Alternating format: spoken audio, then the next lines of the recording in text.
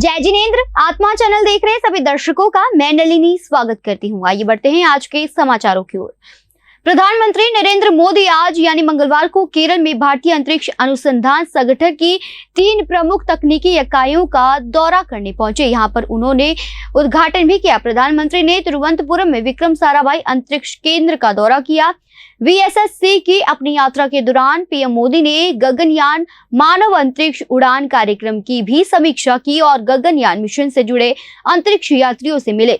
माना जा रहा है कि आज गगनयान प्रोजेक्ट के तहत अंतरिक्ष में जाने वाले एस्ट्रोनॉट्स के नामों का खुलासा हो सकता है। पीएम मोदी ने अपने संबोधन के दौरान कहा, हम सभी आज एक ऐतिहासिक सफर के साक्षी बन रहे। अब से कुछ देर पहले देश पहली बार अपने 4 गगनयान यात्रियों से परिचित हुआ। ये सिर्फ 4 नाम और 4 इंसान नहीं है, ये 140 करोड़ एस्पिरेशन को स्पेस में ले जाने वाली 4 शक्तियां हैं। 40 वर्ष के बाद कोई भारतीय अंतरिक्ष में जाने वाला है, लेकिन इस बार टाइम भी हमारा है, काउंटडाउन भी हमारा है और रॉकेट भी हमारा है। इस मौके पर पीएम नरेंद्र मोदी ने और क्या कुछ कहा, आइए सुनते हैं। हर राष्ट्र की विकास यात्रा में कुछ क्षण ऐसे आते हैं जो वर्तमान के साथ ही आने वाली पीढ़ियों को भी परिभाषित करते हैं। आज भारत के लिए ये ऐसा ही क्षण है। हमारी आज की जनरेशन बहुत सौभाग्यशाली है, जिसको जल, थल, नभ और अंतरिक्ष में ऐतिहासिक कामों का यश मिल रहा है। कुछ समय पहले मैंने अयोध्या में कहा था कि ये नए काल चक्र की शुरुआत है। इस नए काल क्षेत्र में ग्लोबल ऑर्डर में भारत अपना स्पेस लगातार बड़ा बना रहा है और ये हमारे स्पेस प्रोग्राम में भी साफ साफ दिखाई दे रहा है।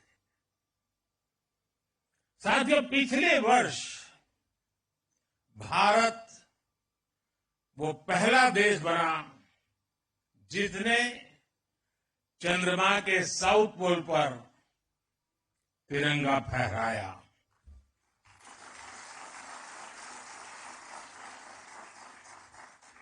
आज शिव शक्ति पॉइंट पूरी दुनिया को भारत के सामर्थ्य से परिचित करा रहा है। अब विक्रम साराभाई स्पेस सेंटर में हम सभी एक और ऐतिहासिक सफर के साक्षी बन रहे हैं।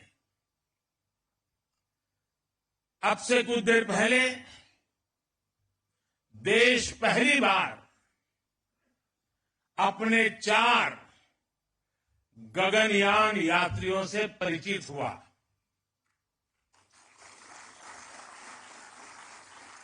ये सिर्फ 4 नाम और 4 इंसान नहीं है, ये 140 करोड़ एस्पिरेशंस को स्पेस में ले जाने वाली 4 शक्तियां हैं।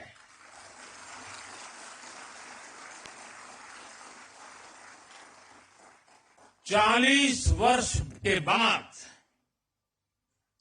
कोई भारतीय अंतरिक्ष में जाने वाला है, लेकिन इस बार टाइम भी हमारा है, काउंटडाउन भी हमारा है और रॉकेट भी हमारा है।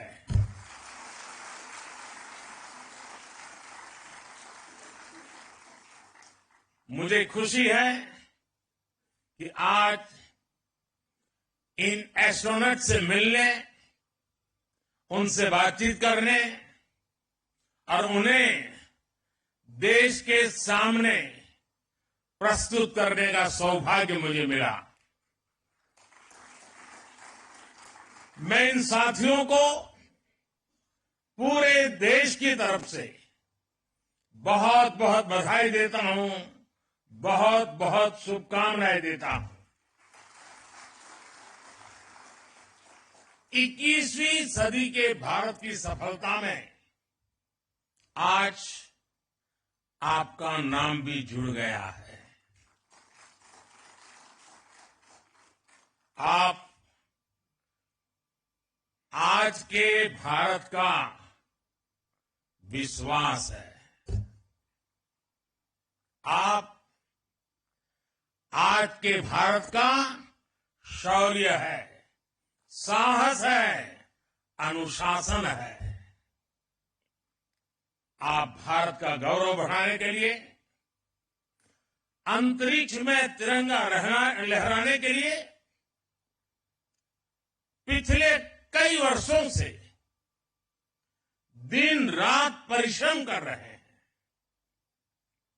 आप भारत की उस अमृत पीढ़ी के प्रतिनिधि हैं जो चुनौतियों को चुनौती देने का जज्बा रखती है।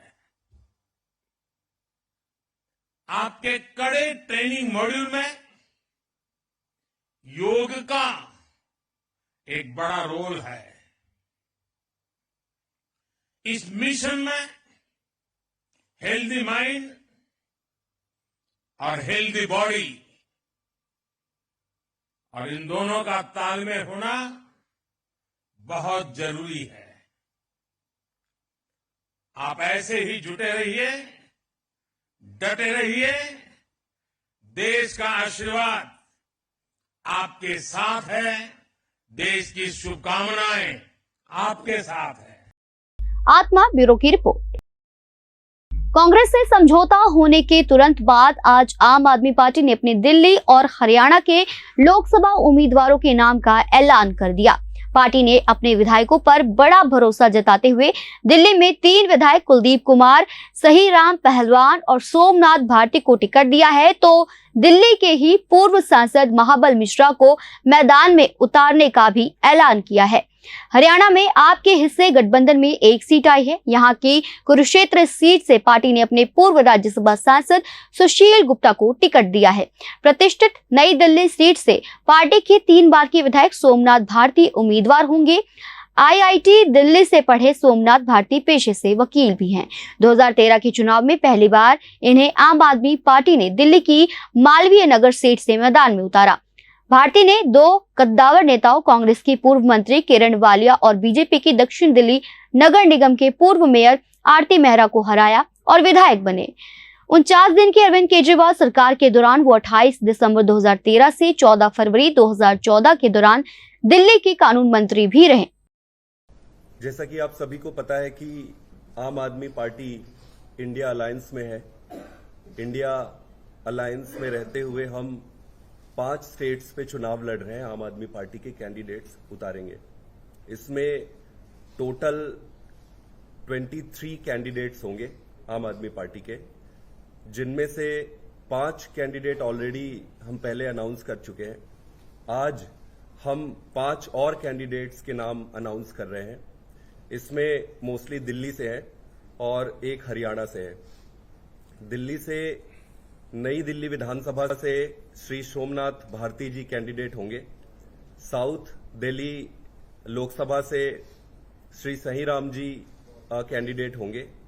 वेस्ट दिल्ली लोकसभा से श्री महाबल मिश्रा जी कैंडिडेट होंगे और ईस्ट दिल्ली लोकसभा से श्री कुलदीप जी कैंडिडेट होंगे।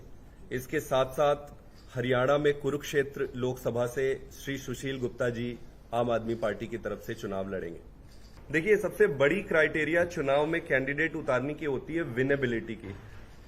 पब्लिक में, जनता में, ये पब्लिक लाइफ में है। पब्लिक लाइफ में इनका इमेज आप देखेंगे इनके विधानसभा में, जैसे कुलदीप जी के बारे में हमने बताया, सोमनाथ जी के बारे में बताया, आप हमारे सहीराम जी के बारे में आप देखेंगे तो इनकी पब्लिक में काफी अच्छी इमेज है। इन्होंने बहुत अच्छा काम किया है। तो प्राइमरी क्राइटेरिया विनेबिलिटी है और पब्लिक में इन सब के बीच में काफी अच्छी इमेज है।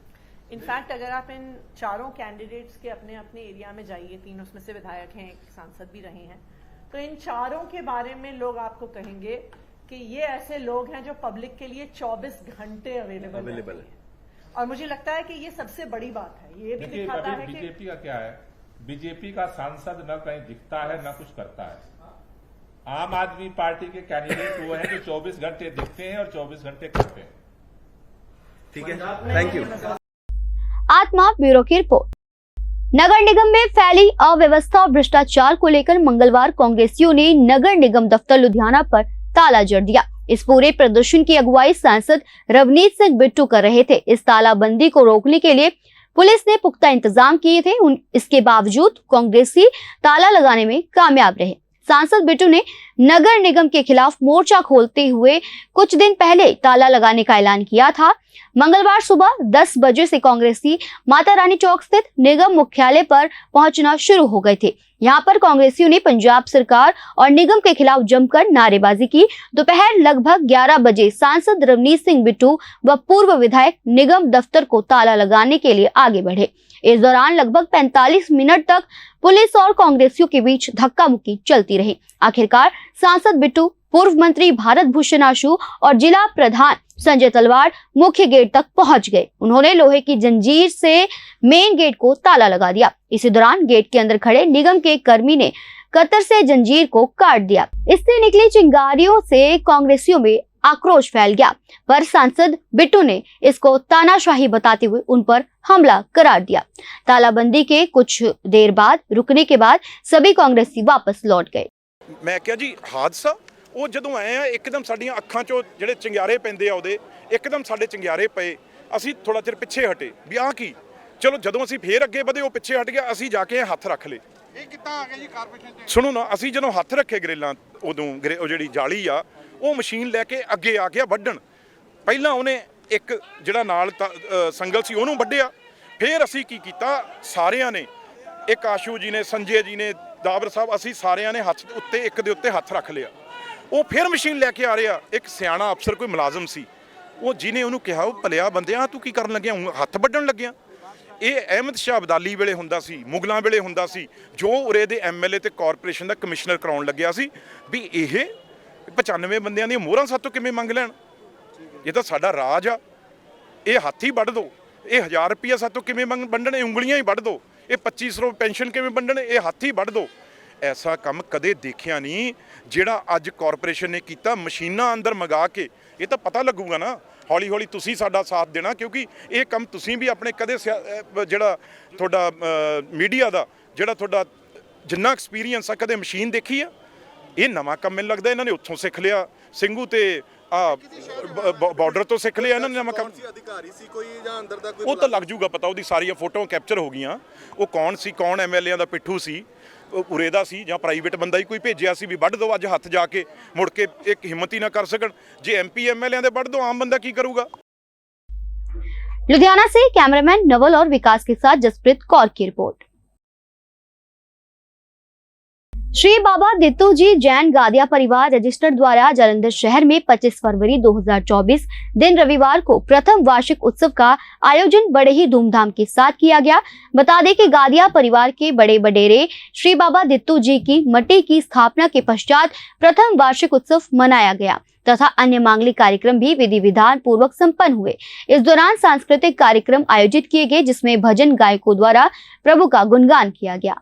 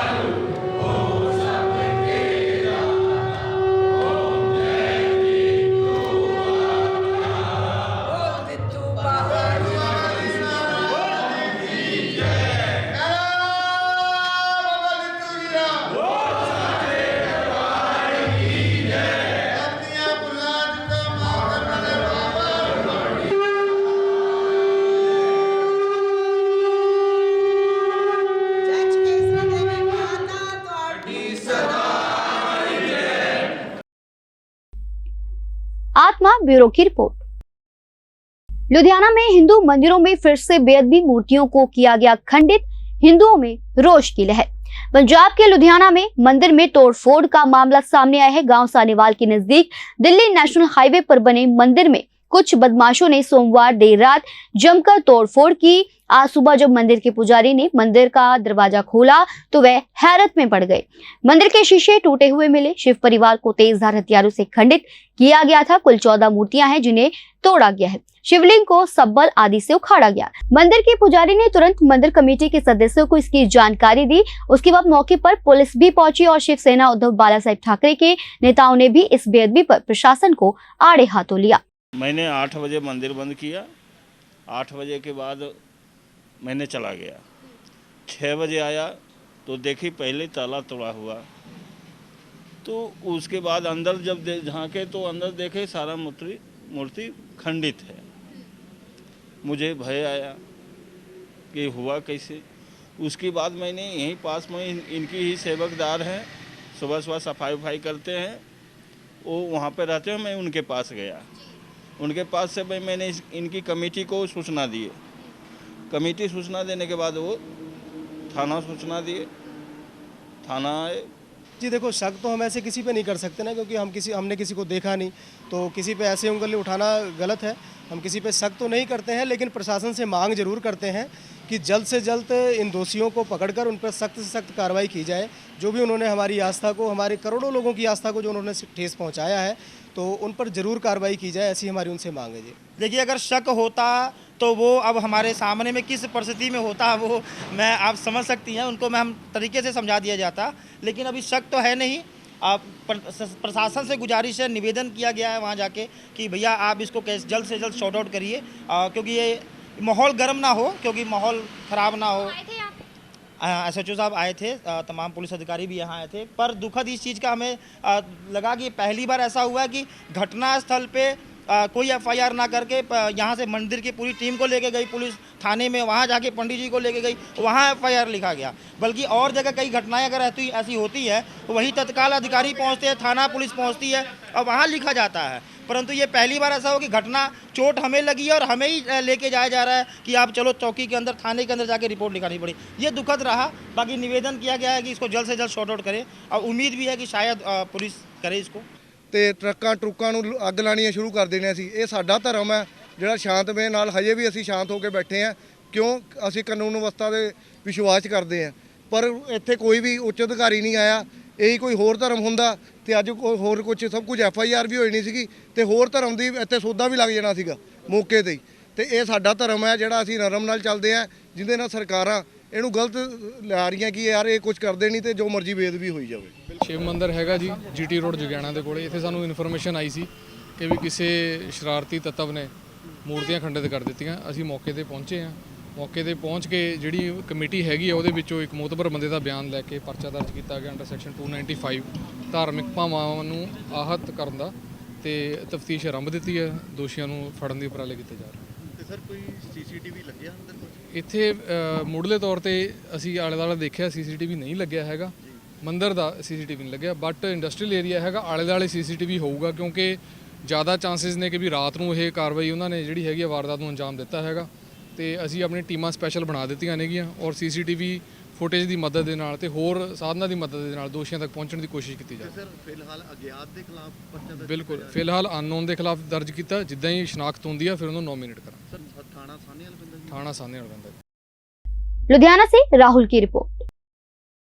छोटी बच्चियों को सनातन धर्म में देवी का रूप माना जाता है और देवी की तरह ही छोटी कन्याओं का पूजन भी किया जाता है।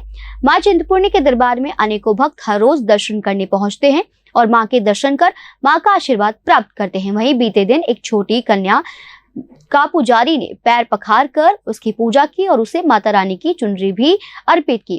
तत्पश्चात मां चिंतपूर्णी की आरती कर मां का गुणगान किया गया। मैया जय मंगल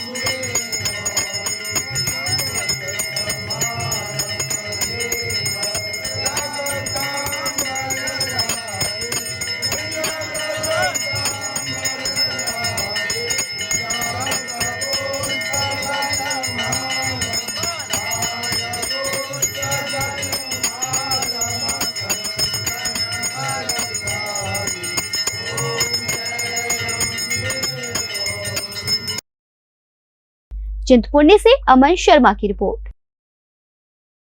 अच्छी सेहत सुविधाओं को लेकर सरकारी अस्पताल अक्सर ही चर्चाओं में बने रहते हैं। कई बार कुछ डॉक्टरों की लापरवाही के मामले सामने आते रहते हैं। ताजा मामला फाजिल्का के सिविल अस्पताल से सामने आया है, जहां पर आम लोगों को सेहत सुविधाएं मुहैया करवाने के दावों की उस समय पोल खुलकर सामने आई, जब स्ट्रेचर की सुविधा नहीं मिलने पर मरीजों को उनके परिजन अपनी गोद में उठाकर ले जा रहे थे। जानकारी के अनुसार फाजिल्का में एक हादसे में 4 लोग घायल हो गए थे, जिनमें से 2 व्यक्ति थे और 2 लड़कियां थी। जब इन लोगों को परिवार वालों द्वारा इलाज के लिए सिविल अस्पताल फाजिल्का में लाया गया तो संबंधित डॉक्टरों ने इनकी पट्टी वगैरह कर दी और इन्हें ऊपरी मंजिल पर जाने को बोल दिया गया, जिसके बाद बड़ी लापरवाही तब सामने आई जब इन मरीजों को ऊपरी मंजिल तक ले जाने के लिए स्ट्रेचर उपलब्ध नहीं करवाया गया, जिसके बाद घायलों के परिजन लड़कियों को अपनी गोदी में उठाकर और घायल व्यक्ति को उसके परिजन अपने कंधों पर सहारा देकर ऊपरी मंजिल की ओर चल पड़े। इस दौरान जब हमारी टीम मौके पर पहुंची तो देखा कि बुरी तरह घायल एक व्यक्ति को 2 महिलाएं और एक व्यक्ति अपने कंधे का सहारा देकर पैदल ही जा रहे थे। वहीं जब मौके पर मौजूद संबंधित डॉक्टर चरणपाल से बात करनी चाहिए तो उन्होंने इस बारे में कुछ भी कहने से साफ इनकार कर दिया। राम सिंह जी, ਇਹਨਾਂ ਨੇ ਕਿਵੇਂ ਚੱਕਿਆ ਹੈ, ਕੀ ਗੱਲ ਕੀ ਹੋਈ ਹੈ ਜੀ? ਇਹਨਾਂ ਦਾ ਜੀ ਸਕਿਲ ਹੋ ਗਿਆ ਜੀ। ਕਿੱਥੇ ਹੋਇਆ ਜੀ? ਆ ਪਾਣੀ ਵਾਲੀ ਟੰਕੀ ਕੋਲ ਜੀ। ਤੇ ਫਿਰ ਚੱਕ ਕੇ ਕਿਉਂ ਲੈ ਜਾ ਰਹੇ ਹੋ, ਕੀ ਗੱਲ? ਇਹ ਆ ਲੱਤ ਰੇਵਾ ਖਾਈ ਖੜੀ ਹੈ ਨਾ ਜੀ। ਤੁਸੀਂ ਡਾਕਟਰ ਨੇ ਕਿਹਾ ਵੀ ਇਹ ਸਟ੍ਰੈਚਰ ਦੇ ਦਿਓ ਜਾਂ ਕੋਈ? ਉਹ ਡਾਕਟਰ ਨੇ ਕਿਹਾ ਉੱਤੇ ਭਰਤੀ ਕਰੋ ਜਲਦੀ ਉੱਤੇ। आत्मा ब्यूरो की रिपोर्ट। डीसी चंडीगढ़ विनय प्रताप के निर्देशानुसार आज चंडीगढ़ नगर निगम में सीनियर डिप्टी मेयर और डिप्टी मेयर के चुनाव करवाए जाने थे, जिसको लेकर पहले से ही डीसी की तरफ से चुनाव करवाने का नोटिफिकेशन जारी कर दिया गया था और इन चुनावों के लिए सुप्रीम कोर्ट द्वारा जारी किए गए आदेशानुसार इंडिया अलायंस के नव नियुक्त मेयर कुलदीप कुमार को पीठासीन अधिकारी बनाया गया था, लेकिन पिछले कल यानी कि सोमवार को उन्होंने पारिवारिक कारणों का हवाला देते हुए मेयर का पद ग्रहण नहीं किया।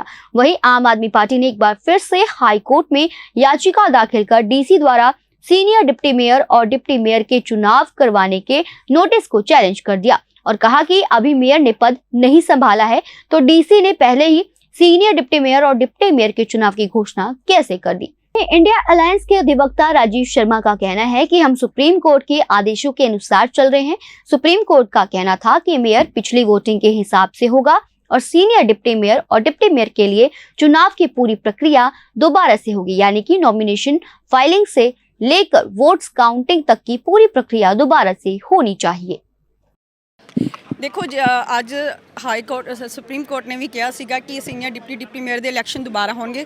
ਉਹਦੇ 'ਚ ਅੱਜ ਬੀਜੇਪੀ ਦੇ ਸਾਰੇ 14 ਦੇ 14 ਕਾਉਂਸਲਰ ਤੇ ਸਾਡੀ ਮੈਂਬਰ ਆਫ ਪਾਰਲੀਮੈਂਟ ਅਸੀਂ ਪੂਰੇ 1.5-2 ਘੰਟੇ ਇੱਥੇ ਪੂਰੇ ਹਾਊਸ 'ਚ ਬੈਠੇ ਰਹੇ। ਪਰ ਦੇਖੋ ਜੋ ਇੰਡੀਆ ਗਠਬੰਧਨ ਦਾ ਜੋ ਮੇਅਰ ਹੈ, ਇਹਨਾਂ ਨੇ ਕਿਹਾ ਕੁਲਦੀਪ ਜੀ ਬਣਾਏ ਹੈ, ਉਹਨਾਂ ਦੀ ਅੱਜ ਰਿਸਪੌਂਸਿਬਿਲਟੀ ਨਹੀਂ ਸੀ ਬਣਦੀ ਹੈਗੀ ਕਿ ਅੱਜ ਆ ਕੇ ਸੀਨੀਅਰ ਡਿਪਟੀ ਮੇਅਰ ਦੇ ਇਲੈਕਸ਼ਨ ਕਰਨ। ਤੇ ਉਹ ਕਹਿ ਰਹੇ ਕਿ ਅਸੀਂ ਹਲੇ ਮੇਅਰ ਦੀ ਕੁਰਸੀ ਦਾ ਅਸੀਂ ਸ਼ਪਥ ਨਹੀਂ ਲਿੱਤੀ ਹੈਗੀ। ਤੇ ਰੋਜ਼ ਫੈਸਟੀਵਲ 'ਚ ਜਦੋਂ ਗਏ ਨੇ ਤੇ ਕੱਲ ਵੀ ਕਿਸੇ ਫੰਕਸ਼ਨ 'ਚ 1-2 ਚ ਉਦਘਾਟਨ ਕੀਤਾ ਹੈ, ਉਹ ਕਿਸ ਉਹਦੇ ਨਾਲ ਕੀਤਾ ਹੈ ਕਿ ਮੇਅਰ ਨਾਲ ਹੀ ਕੀਤਾ ਹੈ ਨਾ ਕਿ ਮੈਂ ਮੇਅਰ ਹਾਂ। ਤਾਂ ਫਿਰ ਅੱਜ ਉਹਨਾਂ ਨੇ ਆ ਕੇ ਕਿਉਂ नहीं ਇੱਥੇ ਰਿਸਪੌਂਸਿਬਿਲਟੀ ਸਾਂਭੀ ਹੈਗੀ अपनी। देखो ये तो उनका क्लियर कट नीति लग रही है कि वो चुनाव को अवॉइड करने के बहाने ढूंढे जा रहे हैं। एक तरफ मेयर साहब ने जो रोज़ फेस्टिवल के अंदर वो एज अ मेयर वो सब जगह घूमते हुए प्रोग्राम में पार्टिसिपेट करते हुए दिखे, और दूसरा कहा गया कि जी अभी उन्होंने ओथ सेरेमनी नहीं हुई है। आपने तो कितनी बार देखा होगा यहाँ पे कोई ओथ सेरेमनी होती नहीं है। जैसे ही मेयर का चुनाव डिक्लेयर होता है, मेयर कुर्सी पे बैठता है और अगला चुनाव करा देता है, और ये बहाने ढूंढे जा रहे हैं। और हमारे सारे साथी अंदर हाउस में बैठे हैं, हमारे जो बाकी साथी हैं हम लोग कारपोरेशन के बाहर भी बैठे हैं, लेकिन आम आदमी पार्टी के कांग्रेस के लोग ना अंदर हैं ना बाहर हैं, और कुछ उनके लोग अभी हाई कोर्ट के अंदर उन्होंने जो है उस एक केस उन्होंने किया है जिसके अंदर वो ये कह रहे हैं कि इसकी जो डीसी साहब को जो हुक्म हुआ था उसको पूरा का पूरा चुनाव फिर से कराया जाए, इसके ऊपर वहाँ पर बहस चल रही है, ऐसे हमें जानकारी मिली है। मेरा मानना है कि मेयर साहब, आप शहर के मेयर हैं, आप आकर यहाँ पर हाउस में बैठिए, और चुनाव कराइए। अभी दूध का दूध और पानी का पानी हो जाएगा। किसके पास कितने वोट हैं वो सबको पता लग जाएगा और यही जनता जानना चाहती है। देखो ਅੱਜ ਸਟੇ ਹੋ ਰਿਹਾ ਸੀਗਾ, ਜਿਹੜਾ ਨੋਟਿਸ ਹੈ 23 ਜਨਵਰੀ ਵਾਲਾ ਨੋਟਿਸ ਸਟੇ ਹੋ ਰਿਹਾ ਸੀਗਾ, ਲੇਕਿਨ ਫਿਰ ਇੱਕ ਪ੍ਰਪੋਜ਼ਲ ਦਿੱਤੀ ਹੈ ਚੰਡੀਗੜ੍ਹ ਐਡਮਿਨਿਸਟ੍ਰੇਸ਼ਨ ਨੇ ਕਿ ਅਸੀਂ ਇਸ ਨੂੰ ਨਵਾਂ ਨੋਟਿਸ ਕੱਢ ਦਿੰਦੇ ਹਾਂ ਤੇ ਸਾਰਾ ਇਲੈਕਸ਼ਨ ਦਾ ਪ੍ਰੋਸੈਸ ਦੁਬਾਰਾ ਤੋਂ ਸ਼ੁਰੂ ਹੋਏਗਾ। ਤੇ ਇੱਕ ਕੁਲਦੀਪ ਕੁਮਾਰ ਜਿਹੜੇ ਸਾਡੇ ਮੇਅਰ ਹੈ ਉਹਨਾਂ ਨੇ ਇੱਕ ਰਿਪਰੈਜ਼ੈਂਟੇਸ਼ਨ ਦਿੱਤੀ ਹੈ ਇਹਨੂੰ ਐਡਮਿਨਿਸਟ੍ਰੇਸ਼ਨ ਨੂੰ ਕਿ ਜਿਹੜਾ ਸੁਪਰੀਮ ਕੋਰਟ ਦਾ ਆਰਡਰ ਹੈ ਉਹ ਕਹਿੰਦਾ ਹੈ ਕਿ ਜਿਹੜੀ ਬਾਕੀ ਪੋਸਟਾਂ ਰਹਿ ਗਈਆਂ ਬਿਯੋਂਡ ਮੇਅਰ ਉਹਨਾਂ ਦਾ ਇਲੈਕਸ਼ਨ ਦੁਬਾਰਾ ਹੋਏਗਾ as per the regulations.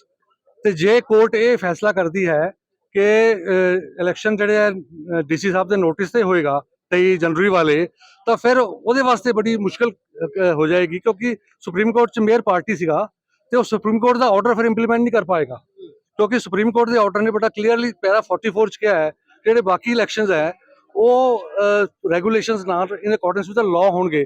That means election ਦਾ ਪੂਰਾ process right from the filing of nominations, scrutiny of nominations, ਉਸ ਤੋਂ ਬਾਅਦ ਵਿਡਰੋਲ ਆਫ ਨੋਮੀਨੇਸ਼ਨਸ, ਉਸ ਤੋਂ ਬਾਅਦ ਫਿਰ ਵੋਟਿੰਗ ਤੋਂ ਬਾਅਦ ਕਾਊਂਟਿੰਗ ਆਫ ਵੋਟਸ, ਫਿਰ ਡੈਕਲੇਰੇਸ਼ਨ ਆਫ ਰਿਜ਼ਲਟ। ਇਹ ਸਾਰਾ ਪ੍ਰੋਸੈਸ ਦੁਬਾਰਾ ਹੋਏਗਾ as per para 44 of the supreme court. ਤੇ ਇਹ ਗੱਲ ਨੂੰ ਸੁਣ ਕੇ ਜਿਹੜੀ ਕੋਰਟ ਹੈ ਉਹਨੇ ਐਪਰੀਸ਼ੀਏਟ ਕੀਤਾ ਇਹ ਆਰਗੂਮੈਂਟ ਤੇ ਉਸ ਤੋਂ ਬਾਅਦ ਕੋਰਟ ਨੇ ਮੈਟਰ ਸਟੇ ਕਰਨ ਵਾਸਤੇ ਕਿਹਾ, ਨੋਟਿਸ ਨੂੰ ਸਟੇ ਕਰਨ ਵਾਸਤੇ ਕਿਹਾ ਤੇ ਨੋਟਿਸ ਸਟੇ ਕਰਨ ਤੇ ਫਿਰ ਜਿਹੜੀ ਹੈ ਮਿਊਨਿਸਪਲ ਕਾਰਪੋਰੇਸ਼ਨ ਤੇ ਐਡਮਿਨਿਸਟ੍ਰੇਸ਼ਨ ਉਹ ਇਹ ਪ੍ਰਪੋਜ਼ਲ ਲੈ ਕੇ ਆਇਆ ਹੈ ਕਿ ਅਸੀਂ 2 ਵਜੇ ਆਪਣਾ ਜਵਾਬ ਦੇਵਾਂਗੇ ਤਾਂ we will start the whole process once again. ਨਵੀਆਂ ਤਰੀਕਾ ਐਲਾਨ ਹੋਣਗੇ, ਨਵਾਂ नोटिस ਕੱਢਿਆ जाएगा। आत्मा ब्यूरो की रिपोर्ट। आज के समाचार बस यहीं तक। कल फिर हाजिर होंगे कुछ नए समाचारों के साथ। तब तक आप देखते रहिए आत्मा चैनल। धन्यवाद।